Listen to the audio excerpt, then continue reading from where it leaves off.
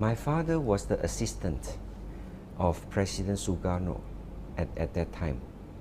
He was also the translator of the Chinese and Indonesian translator when President Sukarno would give a speech to the Chinese friends, Chinese audiences. Johny is being modest.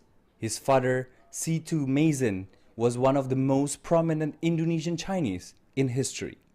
A trusted confidant of Indonesia's first president. Over the years, Situ has become the go-to person in connecting the two countries, largely credited as one of the pioneers of establishing early Sino-Indo relations, including at the crucial 1955 Asia-African Conference, where inviting China was a polarizing decision. Actually, there was an issue whether China should be invited.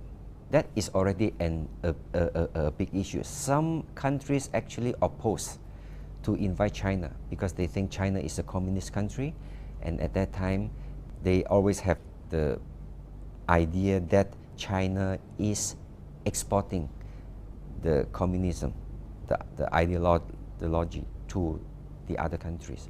But some countries like Indonesia and Pakistan, they say that meeting will be meaningless if China was not invited.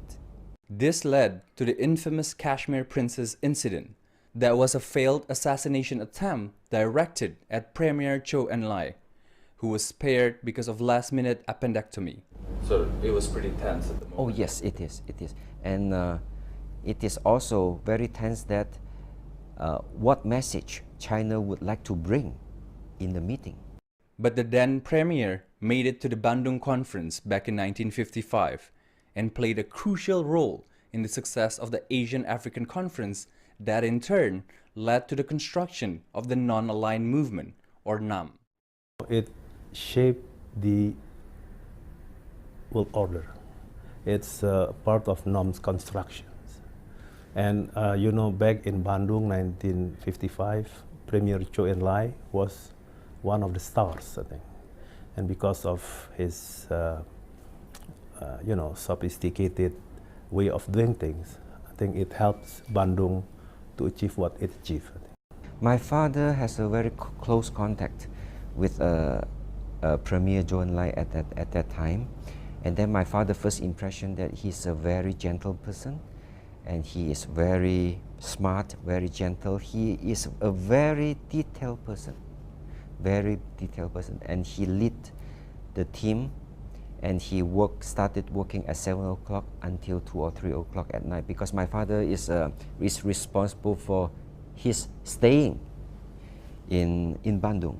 At that time, his feeling is China is very eager to pass the message to the other country, and the message is we have to, even though we have the differences, but on the big issue, we can settle the big issue and to maintain the differences.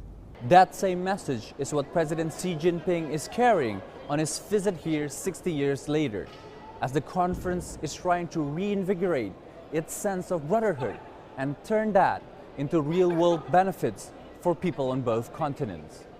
Saputra, CCTV, Jakarta.